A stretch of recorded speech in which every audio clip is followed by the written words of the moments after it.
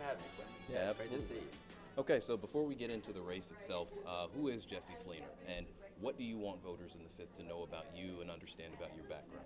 Yeah, Jessee Fleenor is a vegetable farmer. I'm just a good old vegetable farmer from Okay. Tangipahoa Parish. I also milk cows and make cheese and yogurt. We are actually, our little farm, I won't even say the name of it, but we are the only creamery licensed to make cow's milk cheese in the entire state of Louisiana. So that's the kind of stuff we're doing. That's how I spend my time.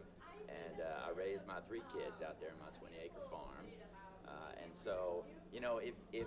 If it was up to me, I would love to just live a quiet little existence out there on the farm. I've got my kids and my animals. I've got an adjacent 10-acre plot to my parents, so we're living the kind of Catholic commune life out there. They're both 76, been married for 54 years or something like that, which is kind of a rare thing. Nice. But it's great to have the grandparents out there with the kids and kind of living the intergenerational family farm life.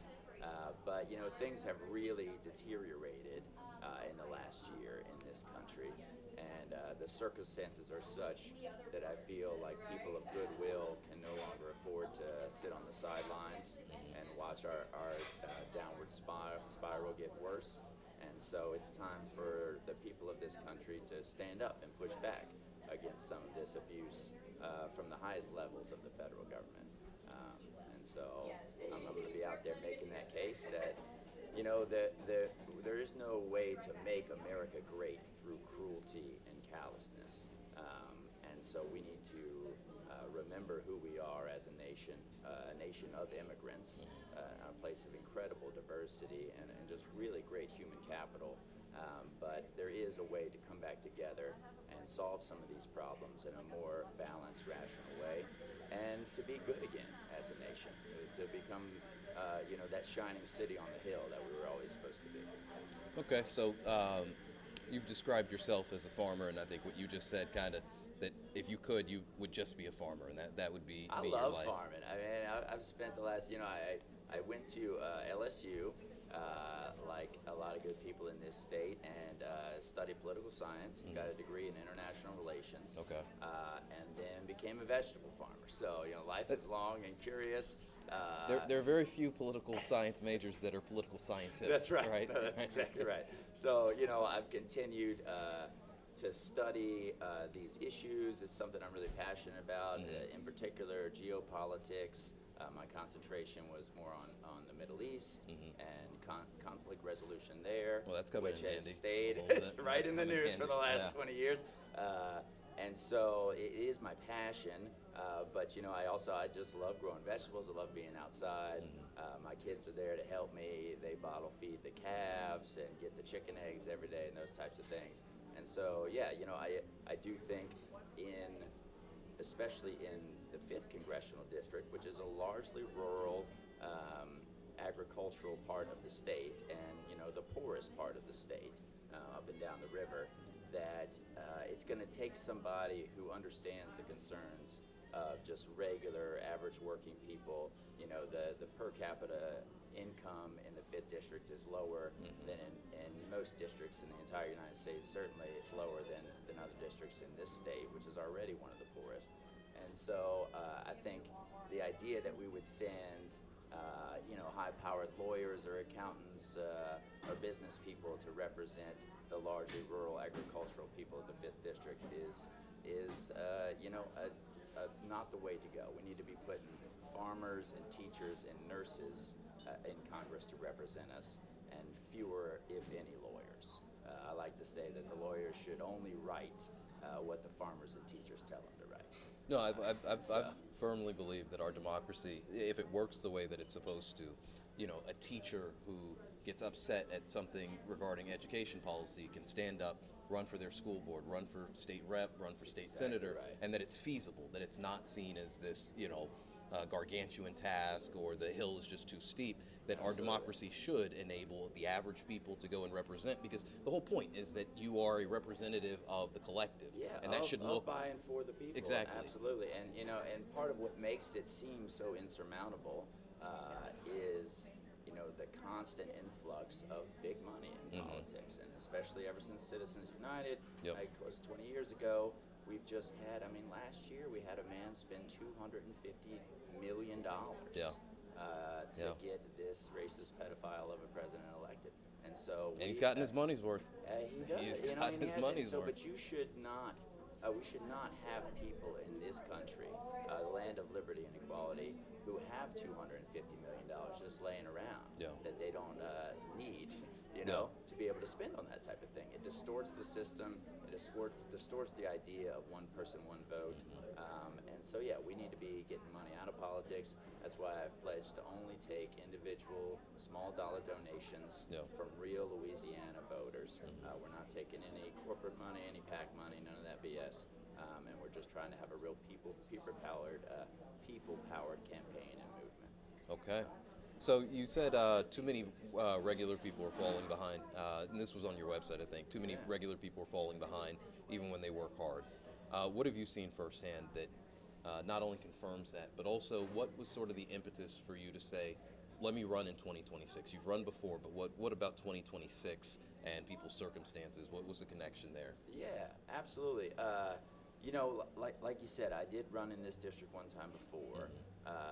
You know, the reason getting in that time was we had several cycles in a row where it was only Republicans running to represent the 5th District. Yeah. And so I had promised myself in 2018 that were that to be the case on the last day of qualifying, and we still only had Republicans running to be my congressman, that I would drive down to Baton Rouge and throw my hat in the ring. Yeah.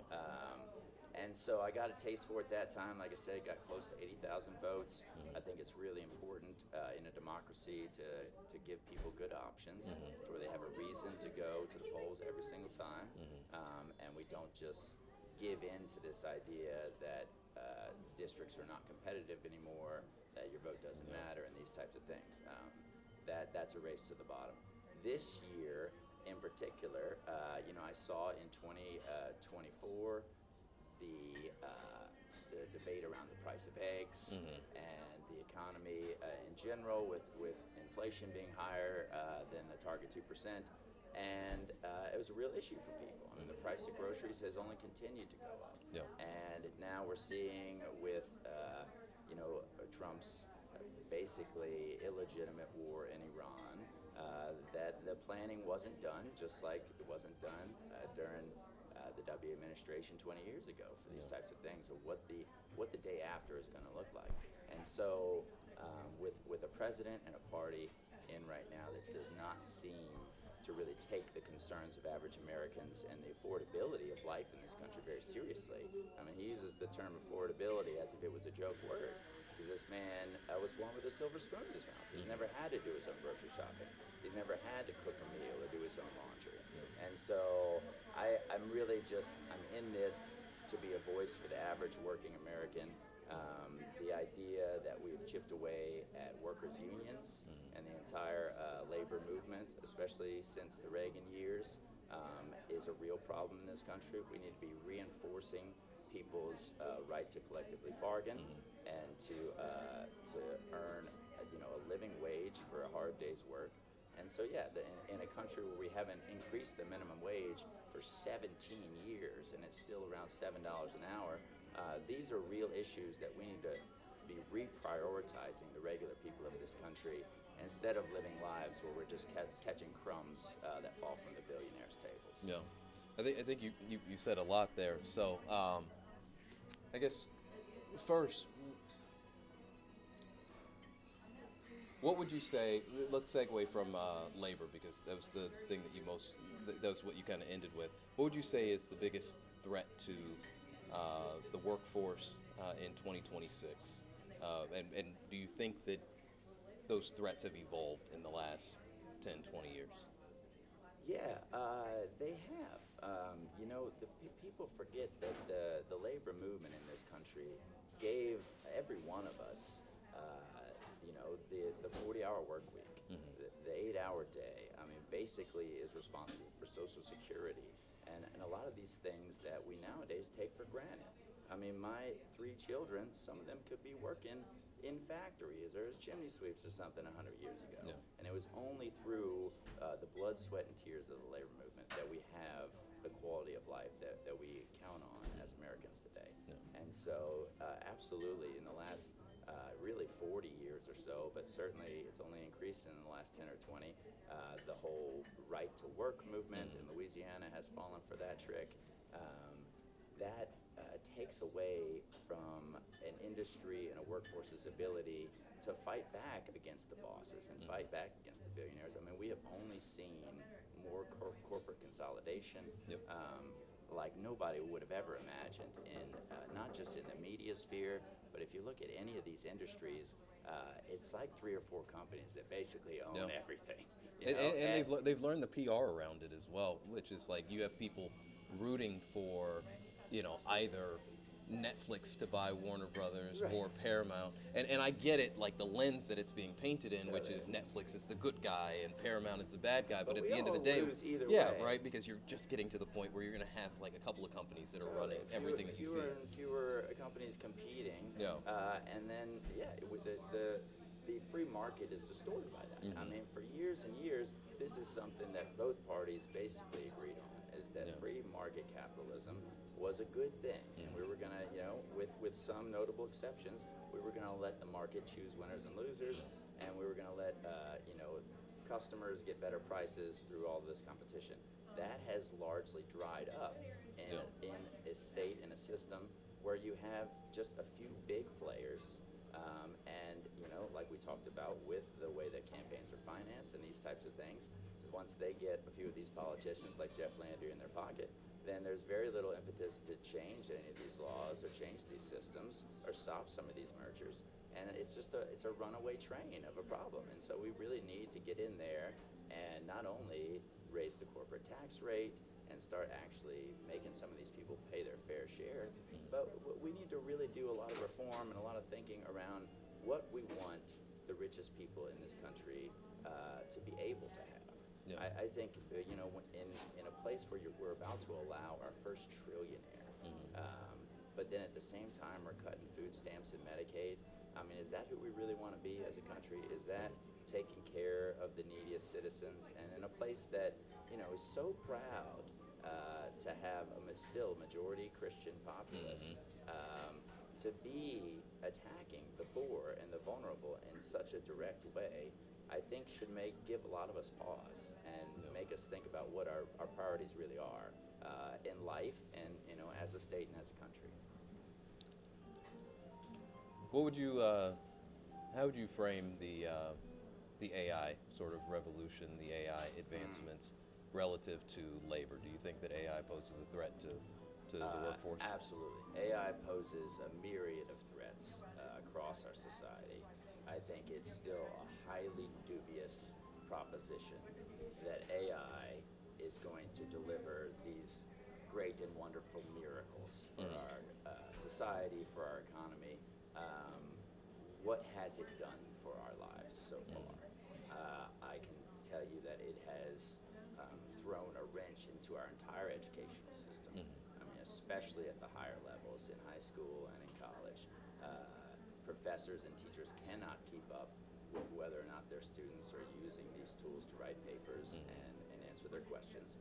And then on the flip side, it's almost like they've given up and now they're using AI tools to grade the students' papers. So you have this roundabout circle where the students are using the AI to write it, the teachers are using AI to grade it. Where does that leave us at the end of the day? We're going to end up with like a highly illiterate populace. It's going to be interesting to hire a freshly graduated college, a new grad, and like it's just a grab box. Yeah, it's a grab box of what skills they have. What do they actually know? And so that's just one example of the types of problems that it does not seem like the creators of this technology or the companies who are pumping trillions of dollars into these data centers and into these new unproven technologies. Have they really thought this through? What are the ethical implications? I mean, we've had an incredibly interesting and downright scary thing happening at the Pentagon where, they're shuffling between these different companies because they want one of these companies to just make fully autonomous weapons for them. And, it's all slightly complicated, but the Anthropic people were saying, no, I think we still need a human there to say, shoot or don't shoot. Yeah. And these are the types of issues that we're actually dealing with in the 21st century. And so it could not be more serious. And that's not even touching upon the environmental effects of a lot of this. Yeah. For the huge amounts of energy that we're pumping into these places, the water use, and the fact that the rest of our bills are going up as a result. And these companies aren't even paying their own way. Is the are the meta centers in Rayville? Is that in your district? Is that Yeah, in the fifth? Rayville, that is in our Okay. district, and I can tell you, if you're up in that area, you've seen and heard a lot about this. Yeah. But if you're not in that area of the state, I'll tell you that it has really disrupted life in a lot of these rural communities where these AI data centers are being built. They'll try to give you this line about how they're going to be all these long-term jobs No. in these places, and these places are basically self-sustaining. I mean, once that's they run. insane for the AI companies to tell us that they're because That's the that's whole point. I Yeah, mean, it goes against their entire business Yeah. model. Meta's literally about to fire a bunch of people Yeah, because AI's been able to make up for the No, workforce. absolutely, and it is like to your original question about how this is going to affect the workforce. You know, it's unpredictable, and it is one of these things that you know, we need to be taken more seriously. But you know, for years, people had talked about how this type of automation was going to come for blue collar and lower skilled jobs first, from truck drivers, Yeah. taxi drivers, this type of thing. But ironically, in some instances, it's actually come for a lot of middle class and upper paying jobs, but in a way that we didn't anticipate. Yeah. And so coders in particular are really being hit, and Yep. these are high paying entry level jobs that people have been really studying for years, saying, oh, well, as long as I can learn how to code, I'll have a job for 20, 30 years in this economy. Not so anymore. Yeah, And yeah. with the vibe coding and the way that these AI models have taken over that workforce. And that's not to say it's not going to come for the truck drivers and the rest of us next. But yeah, I don't know that we have fully thought through what the end goal of this technology is and whether it's worth the incredible amount of resources that we're throwing at it. Okay, let's jump to your politics. So you've described yourself as a new generation blue dog. Yeah, you know, I do like the term blue dog Democrat. Okay. I think you know, it means slightly different things to different people, but the idea that So just to be clear, for some people, their biggest introduction to blue dog Democrats was in the late 80s, early 90s with Bill Clinton. Bill Clinton introduced himself in the '88 convention, and then in '92 he ran on a blue dog ticket with Al Gore, and the whole premise was that, like, you know, we're not the liberals of, you know, before, we're not the Michael Dukakis's, we're not that, Totally. like we're a new type of Democrat, and it was sort of embodied by the Southern Democrats. Yeah, a little bit. And you know, and I've lived my entire life in the deep South, and so there's a big part of me who identifies with that. Yeah. Like I said, you know, I am just a vegetable farmer. I live in the Rouge, where there are more cattle than there are people. Yeah. But you know, I also like really appreciate and think we should celebrate the diversity of this country. You know, I did live in Baton Rouge when I was going to LSU. I studied abroad in Ghana and West Africa and traveled around there for a good long time.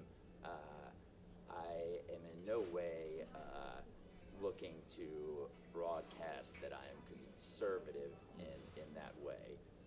I do think that there is a case to be made that we as Democrats need to be able to engage with rural voters and slightly more conservative voters in a way that we haven't in the last decade or two. You know, there's a sense in some circles on the left that if you voted for this man this last time around, that you know, you're dead to me, and I don't want anything to do with you. And that's a losing proposition. Yeah. I mean, the thing is that politics, at the end of the day, is a numbers game, and so you have to get 50% plus one vote to win. And so the truth of the matter is, we're going to need some of these people who did vote for this. Price of egg voters, you might call them, or for whatever reason, they were convinced that this was the way to go. I think a lot of them now are having buyer's remorse and are shocked by a lot of what they're seeing, from international war crimes being committed, foreign leaders being assassinated, to regular American protesters being killed in the streets of American cities. This is stuff that people are uncomfortable with, even if they voted for this. And so there are people who are going to be open to our message of coming back together, solving America's problems in a sane way that doesn't demonize each other and doesn't belittle the dignity of each other, while still having disagreements on policy. And I think there's a majority of Americans who feel like we need to move into a better space with our politics. And so I am proudly calling myself a Blue Dog Democrat, but I'm happy to disambiguate anytime someone needs me to describe what that means. Okay, so let's you talked about rural voters. What do you think Louisiana Democrats and the Democratic Party in general get wrong about their approach to rural voters, and what do you think, whether it's morally or ethically correct, what do you think that Republicans have gotten right about their appeal to rural voters? Yeah, I think that especially in the Deep South here in Louisiana, but in general, Democrats don't realize how many natural allies they have in the rural communities of this state and of the nation at large. A lot of our issues that we care about, from income inequality to drug policy and the drug war, and mass incarceration, a lot of these things, people of all stripes out in the country have been about this for years. I mean, I have a lot of friends and neighbors in Rouge and the surrounding communities of Washington and Tangipahoa and St. Helena parishes down there, but then up and down the river as well, who you would peg as maybe the most MAGA type people. But when you actually get talking to them, especially if you're just drinking a cup of coffee there at the Feed and Seed early in the morning, and you're always going to have a collection of 7 or 8 good old boys sitting there talking. These people do not worship the Jeff Bezoses and Elon Musks of the world. They would much rather hang out with and discuss the world with regular old blue-collar people like themselves. They don't have any special love for wealth or greed. They don't want foreign wars and for us to be wasting our blood and treasure on these adventures in Iran or Venezuela or wherever else. And so I think that there is an economic argument to be made to these people about, look, it's not about voting against your own interests necessarily. It's saying this is what is actually being done on the ground. The huge tax breaks to the trillionaires. Your Medicaid and your food stamps are being cut. These AI data centers and their associated technologies are coming for your jobs and your children's futures. And so the fact that we have been arguing to reinvest in regular American communities, but haven't been bringing that argument to the rural countryside, I think it is a real mistake on our part, and that's why I'm going to be out there in every little part of this rural district, from Tallulah. They took Grambling away from me, but Delhi and Catahoula Parish, all up and down there, St. Francisville. I think Grambling was a little too black. Yeah, man, I had such good friends in Grambling. Though. They were so sweet to me last time. I had some of my best days campaigning in that place. Though I will say it is pretty far from here, so 4.5 hour drive or something. Well, I mean, a lot of these outside of I think the second and the first. Yeah, outside of the second and the first, I think all of them are pretty intense in terms of like their geographic.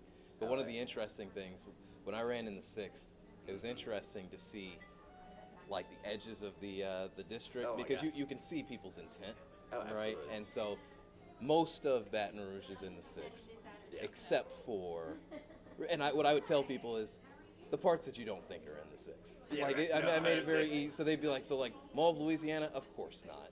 Like Perkins Road? No, like like, you could just kind of like identify it. No, But like absolutely. similarly with most of the other districts outside of the 2nd and the 6th, if it's fairly black, you're Right. like, probably not. No, and yeah, and if they're they gonna could, stick it in. honestly, if they could be more explicit, and I think that's part of what's at stake at the At the Supreme Supreme Court. Court, If absolutely. they could be more explicit, they'd be like, let's take Monroe and put that in the New Orleans. Because I Yeah. mean, the old 2nd before they switched before 2024, Right. that was pretty egregious. The 2nd, which was mostly New Orleans and historically been New Orleans, Absolutely. then somehow snaked into North Baton Rouge, but like skipped everything else. Oh my gosh. And if you live here, that's an insane district. Like that doesn't You make see any it right away. Except you know exactly what that is. That's You it. know It's exactly the, what it's it the is. stacking and the packing, and the way that they are using computer models now to do this gerrymandering. I mean, if we don't get a handle on it, Yeah. in the next few years, it's going to be one of these things where it's mathematically just impossible. And what it does is it calcifies and hardens the polarity of this country, the incredibly bipolar nature, and we're just not able to get anything accomplished. I mean, Yeah. even on basic problems. I mean, there are so many issues where you have an 80-90% majority of Americans who believe one way or another on something. I mean, and they're not always hot button issues like daylight savings time. Americans want to get rid of daylight Yeah, savings time, and you've got huge majorities. Last time I saw it was like 87% or something. But we cannot get around to even solving those most basic of problems because we've set ourselves up with structural problems like gerrymandering that preclude solutions. And so that is, we talked about earlier, is one of the things I really think we should look into possibly doing away with the winner-take-all system that we use to elect Congress in these single-member winner-take-all districts, where if you get 51% of the vote, the other 49% of people who voted for you, for the other candidate, their votes are just thrown out. Yeah. And it's a similar way, with presidential elections on the Electoral College side. So, we need to look at some of these more basic structural issues of democracy and fairness and work towards, people love to throw around common sense, but work towards common sense solutions that will actually help us to come back together as one nation and one American family, so that we can start getting stuff done again in a way that, if we're going to be the greatest country in the world, we need to be able to solve problems. Yeah, no, I agree.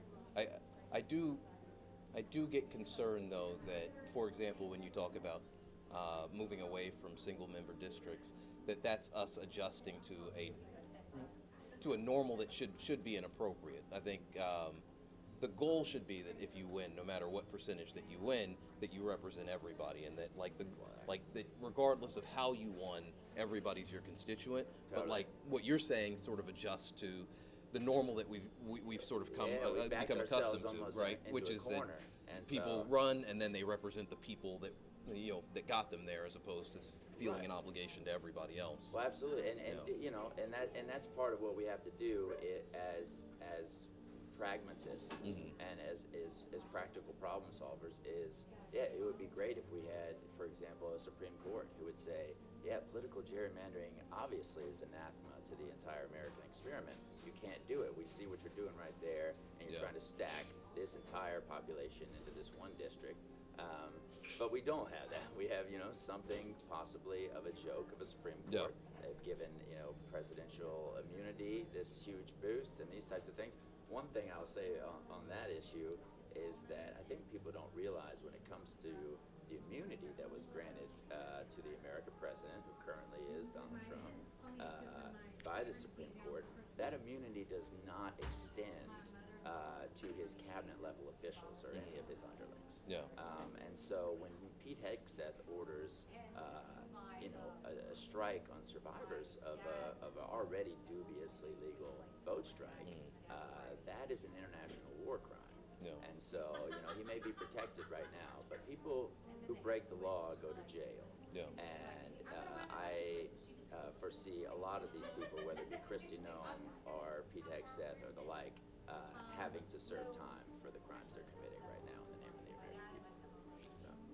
No, I think that's going to be its own, particularly when we get into 2028 and beyond. I think that's going to be its own debate about what we do in the wake of Donald Trump.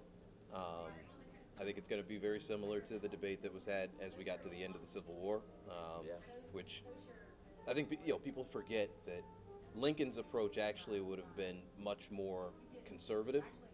His approach was, for the health of the nation, we kind of have to get to a place where we're like, let bygones be bygones. Yeah, Gerald Ford kind of thing. Yeah, and some people have argued, and I think the legacy has sort of gone in different directions. Gerald Ford's that the Gerald Ford decision to pardon Richard Nixon, that might have set a bad precedent. This idea that well, the country simply can't handle the idea of people at that level being held accountable, and so we just kind of have to move on. But I think that there are people who feel like what's happened, particularly in this administration, but even in his first term, that it's just been so egregious, so bad, that not only do we need to reinforce future laws to protect against this ever happening again, but that people have to be held accountable. Yeah. What's your feeling on that in terms of that spectrum? Yeah, I come down on the side of accountability almost always. I do think, especially when we grant outsized authority and power to public servants, whether they be just the cop on the beat, all the way up through our governor to the President of the United States. These people have special privileges and special responsibilities, but it also means that they should be held to a high standard of accountability, and that when it comes to, if we're going to be a nation of laws, that these people have to be held accountable when they clearly violate them. I mean, one of the things that people love to talk about is the rule of law, and it's especially my opponents, a lot of them in the Republican Party, love to harp on the rule of law. I think what people tend to forget is that the rule of law originally was defined in opposition to the rule of man.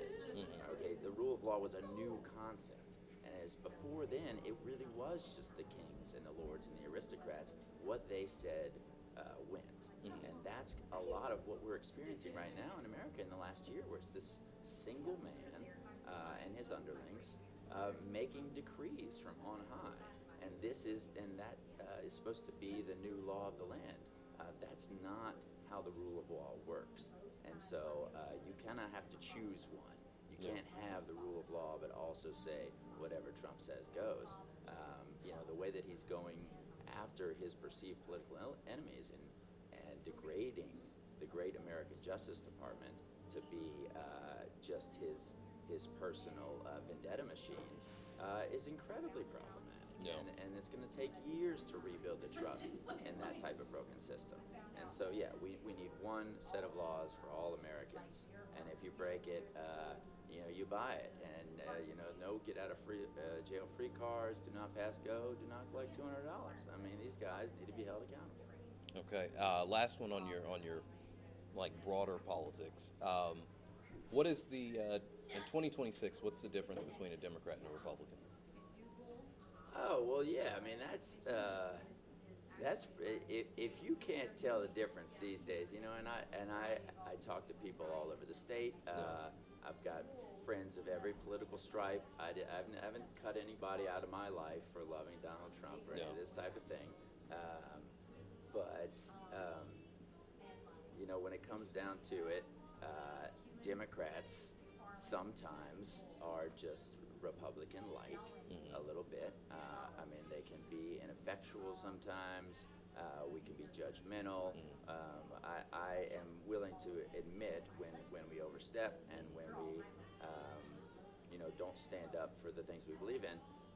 On the Republican side these days, I do miss the days when there was a Republican Party that stood in opposition to the Democratic Party, but in logical ways that were not amoral or immoral, and we could disagree about school policy or the top marginal tax rates or how aggressive we wanted to be in foreign policy without undercutting each other's dignity and the respect that every human being deserves.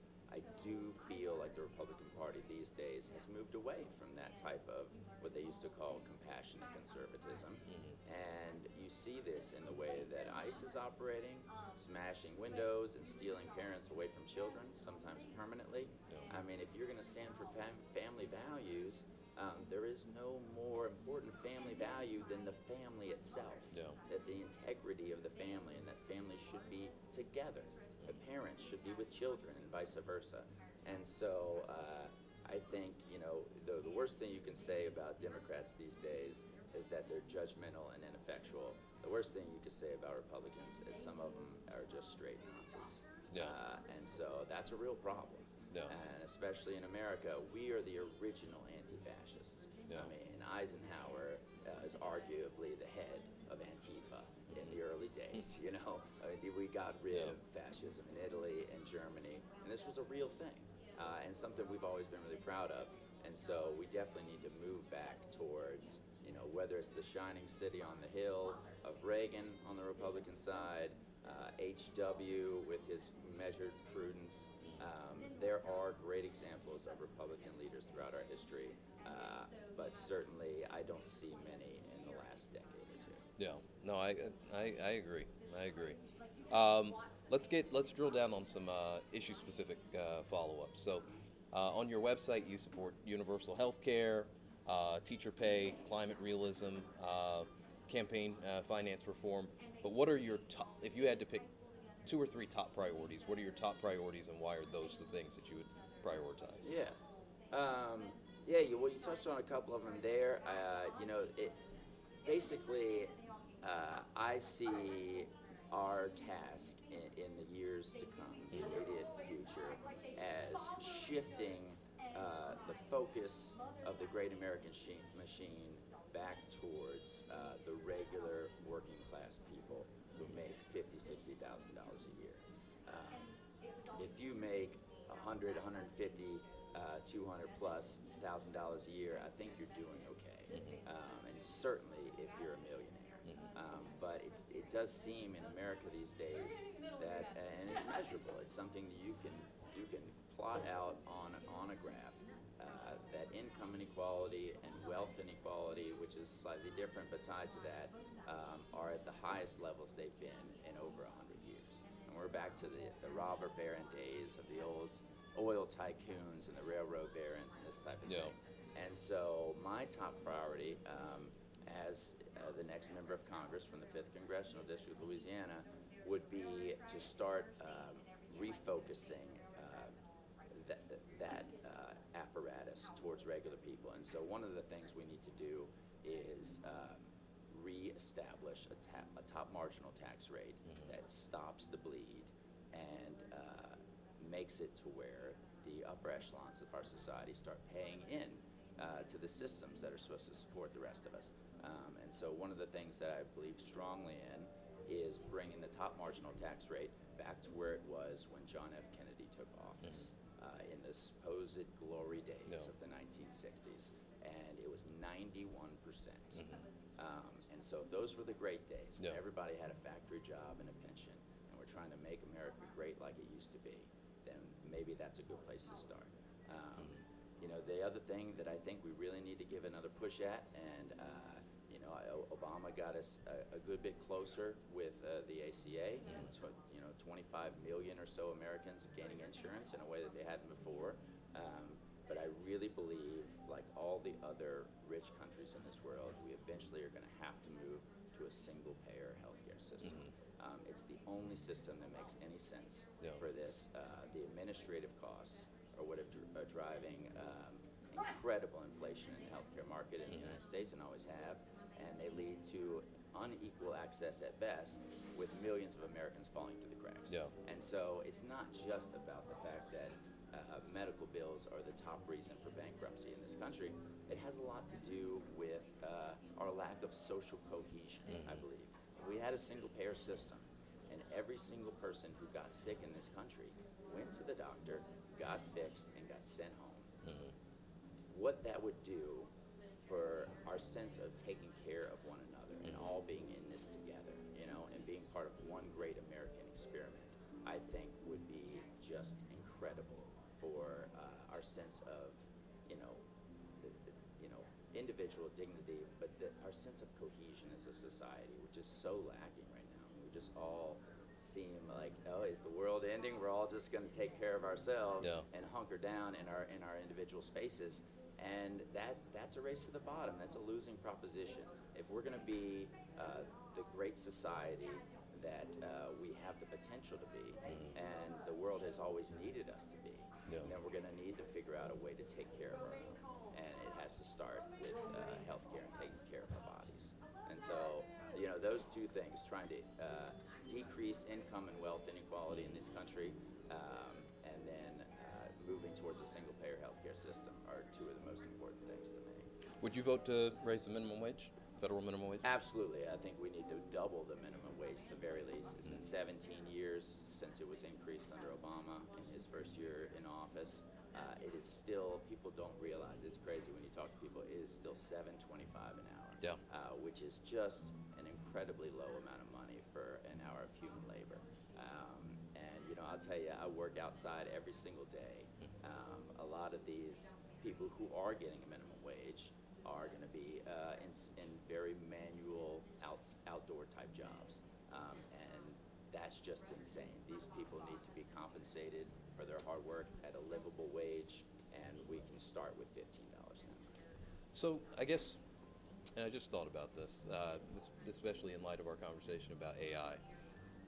One of the difficulties I think that future Congresses, even the next Congress, might have to deal with is, and this is an argument that people have made about why not to raise the minimum wage as we've embraced globalization, and as you're not just competing with workers in Ohio, you're competing with workers in China, right, that are working for pennies on the dollar.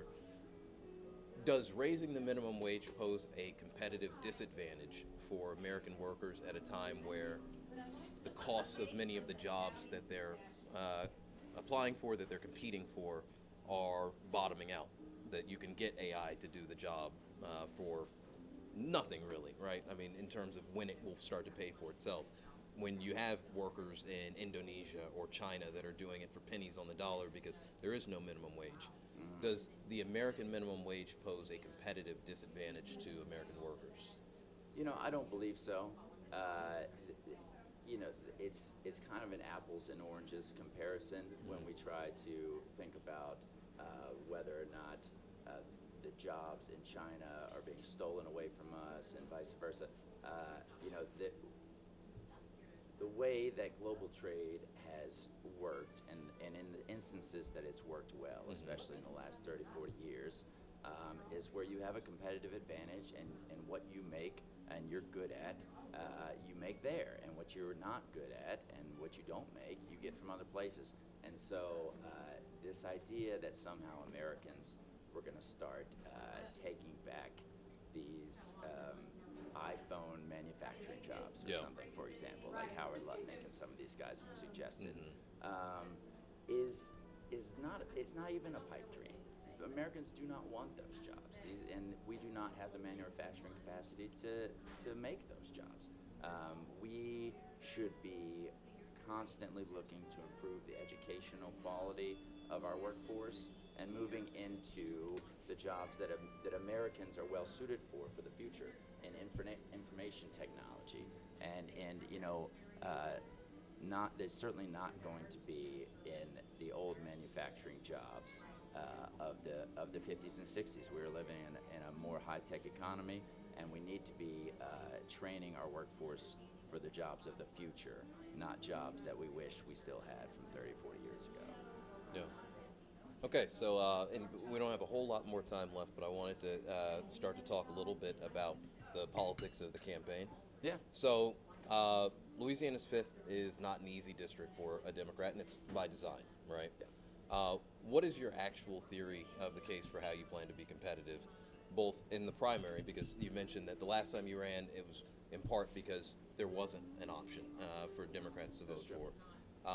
You have competition in this race. So what is your plan for winning the primary, and then what is your plan for what people view as an uphill climb in the general? Absolutely.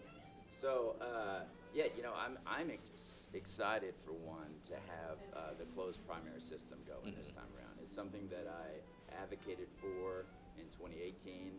and I think it's a big win for small d democracy in general. It feels like democracy in action. We're all out there with our ideas, competing, in the arena of ideas, and may the best man or woman win. I have there are 4 other Democrats in this race. We were all on the same Zoom call the other day and got to kind of see each other bat around ideas for the first time, and it was really exciting. And I think the first thing to be said with that is that whoever the nominee ends up being after May 16th, that the rest of us rally around that candidate and get behind him and present one united front. In terms of my strategy for the primary and then the general campaign, for one thing, I have a good amount of connections throughout the entire district from having run in this district before, and so I'm tapping back into that base of support. My main strategy so far has been to get in touch with all the workers' unions in the district. There's 22 parishes, so it's a real large geographic area. But I've had really good responses from especially a lot of the smaller unions. For example, the Rural Letter Carriers Association. They had never had a candidate reach out to them before. Wow. At least the current president, who's been in that role for several years. And were just tickled pink to have me at least even ask what their needs and concerns were. And so what I'm trying to do is find out when each of these unions are meeting in their respective areas, whether it be Monroe, but Columbia, Winsboro, any of these cities in the district, and planning on being there for their pre-scheduled meetings to speak with their membership. And then I'm also on those days setting up as many speaking engagements as I can with high school graduating senior classes in those areas. Because a lot of times that's a natural demographic for us as Democrats. We often care about a lot of the same issues as these young people, but they may not be aware that the deadline for registration is coming up soon, or that this is even a big year politically. And so getting in there to try to engage that younger demographic on the same day as the union meetings, and then at night having as many fundraisers and house parties as I can to get out to the more established, older parenting crowd that I am slowly but surely becoming a part of at 41. And so that's my general strategy in terms of getting out there and getting my face and name in front of people. Of course, I've also got lots of call time that I do every day, trying to reach out and raise the money that it's going to take to run a successful and a competitive campaign. And I've probably been among the many voices that just repeats the same thing you've heard a million times, which is how important call time is. But because you're not a first-time candidate, I'm sure that you've learned the lesson. Yeah, I've learned that, and and it is one of those things where it's no one's favorite thing to call and especially to ask people for money. Strangers, complete strangers. And and it can feel inauthentic. It can feel forced, or man, this isn't why I'm in this. I want to be talking about the issues. But it is an important part of it. And the thing is, there are political animals out there in this state and on the national level who only take your candidacy as seriously as the amount of money you're able to raise. And so it's for that reason, but also, for example, in 2018, I really prioritized getting out there in front of every group of people that had any interest in meeting with me. Democrat or Republican, NAACP, little DPECs, little student groups, and I'm so glad I did that. And I'm going to do as much of that as I can this time. But I did that to the neglect sometimes of call time and of social media. And those are the two things I'm really trying to prioritize this time in a big way. Because, I was happy with our platform, and we ended up getting a really nice little 5-minute ad TV commercial thing. But had we been able to raise more money, we could have got it into some of the big media markets and possibly boosted our turnout scores and whatnot. I think that's something that a lot of voters don't always get, and especially on our side, right? Because I'm not going to say that every Democrat is always doing it for the right reasons, but particularly grassroots candidates, we're typically, we want to change the world. Mm-hmm. We abhor the idea of money in politics, but I think that the misnomer is that there's a difference between the sort of money in politics that we think about theoretically, like this idea of just, like people buying votes and things like that. Dark versus, money. And, yeah, exactly. Unaccountable donors. Yeah. Versus like having the amount of money to be able to send enough mailers so that enough people know that you're in the district, right? 100%. Like that sort of thing. And I think that that's the part that most first-time candidates learn the hard way, which is, and I am very guilty of this. No, I just felt like, well, if I'm a good candidate and I'm out there, Yeah, at my some heart's point in the right place. People are going to pick up on yeah, that. you're going to I'm going to stand out, and you realize just in the course of normal people's lives how many people this isn't their day to day, and so it Absolutely. does kind of need to be forced in front of them, and that costs money. That's not It free to does. be able to do. Yeah, no, to get the yard sign on the important corner that you need to put it, in each individual Even the city, yard and sign, push like cards. when your supporters who are all against money in politics are like, hey, when are you going to have yard signs? Yeah, You're it's like, when you give me some money. yeah, it's like these things are not. That is sometimes the purchase that hurts me the most. Is that first time you buy the yard signs, Yeah, right. And then like the stakes are even more. You're like, Oh my gosh, why can't yeah. you just toss the stakes in there? I'm That's already what paying I'm for the saying. sign. So yeah, I think that is something that a lot of folks. One, it's a thing that a lot of candidates have to learn the hard way, which is that this money really is important. But also, I think a lot of our supporters, they struggle with the balance of, well, I'm against money in politics, but also like I want my candidate to win, so that my candidate needs to have the resources necessary to win. Absolutely, Yeah. and I believe there is a way to do it that does not in any way diminish your integrity, Yeah. or like your value system. I do believe there's way too much money in politics, and I think that there are pragmatic solutions were we to win back a single lever of power to start moving towards some publicly financed campaigns, Yeah. some of these types of things, electoral reforms, but you got to get over the finish line first to even have the chance to enact any of these more progressive policies, and so you got to learn to play the game. Okay, so we're coming up on the final stretch. Let's talk about the primary a little bit. So there are other Democrats in this race. Why are you the strongest? Why are you the person that should be the nominee for this particular district? Yeah, I really appreciate all the other candidates in the race. I think we've got a lot of strong candidates. I'll say in terms of differentiation, I believe I'm the only candidate who's lived my entire life in the 5th District, aside from my years at LSU and studying abroad in West Africa. I think I wasn't born in the big city and moved into this area. I've been here my whole life, born and raised in the Rouge. I'm a farmer, which I think helps me identify with and relate to the rural agricultural communities of this district. Like I said, I have run one time here before, so I have natural allies throughout the 22 parishes. And just generally speaking, tied to all that, these are the people that I grew up with. The people of this district, even if it is slightly more conservative of a crowd than you would find in Baton Rouge or New Orleans, these are my teachers and my mentors. These are the people I see every day at the grocery store and who deliver my mail to my farm every day.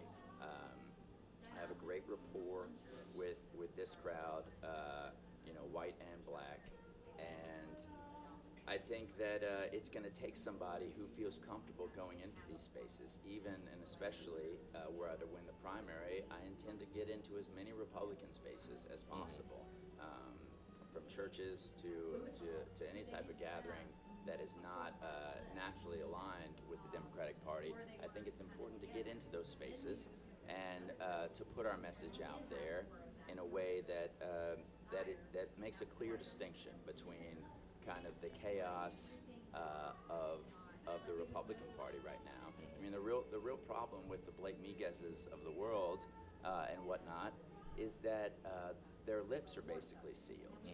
Their ideas don't actually count for anything because if Donald Trump disagrees with it, then you can't advocate for it. And so their hands are tied in that way. And so we need to be sending representatives to Congress who can openly advocate for the people of this district and are not beholden to the opinions and the dictates of just one man. And so, yeah, I think I'm really well positioned to do that. I have the intention to bring my guitar with me to some of these places and play them some little Willie Nelson and Emmylou Harris songs at the end. They say, man, well, he might be a Democrat, but I kind of like his little stick. He's got a good heart. Sometimes it's those things. Sometimes it's that's those what things. it is. I wear my green rubber farm boots everywhere I go on the campaign trail. All it's going to take is for one of these Republican guys to make fun of my farm boots, and that's just an extra 5-10 points for me right there at the polls. And so here's hoping they're so foolish. Exactly. And so I think we've got a really good chance in the primary and in the general election. The political climate in this country, I think, is with us this time around in a way that it even more so than it was in 2018. Like I said, people are uncomfortable with the amount of chaos in the air right now, and it seems like every day there's just some new tragedy or some new thing you got to wrap your head around that just doesn't make sense to the average American. And I hear it at the feed and seed. I hear it at the Rouge supermarket. I hear it at the Piggly Wiggly. And these are not people who would normally be as upset about this. But from the Epstein files to the no new foreign wars, and then all of a sudden we've got several new foreign wars. I mean, people feel like they've been lied to, and so we're out there making the case every day, and we're going to give it our best shot. Okay, so last question. If voters remember one thing about Jessee Fleenor after hearing this interview, what do you want it to be? I would hope that it would be, properly to spell my name, SSEE. So that you can go to votejessee.com and not find a dead web page there. But hopefully you've bought all the domains. I've got all the IE, exactly. EY. But that's my grandmother's maiden name, Jessee SSEE. Okay. And then that he's just a good Louisiana farm boy, and really cares about the people of this state. I'll say I'm raising all three of my kids in this state. I was under pressure from a lot of different partners over the years and people in my life to, let's move to Tennessee or let's get out. And, Colorado's so beautiful this time of year. It is beautiful. And it is, and I cannot disagree, but I am a Louisiana boy through and through, and this is where I'm going to live my life and raise my children and run my business, and I'm here for the long haul, for better or worse. And so, go to votejessee.com, SSEE. You can find out more about me. If you like what you see and you like what you read, come help me out. It's going to take all types, but I believe there is a way for America to be good again. All right. Jessee Fleenor, thank you for joining me. Quinton, I appreciate you.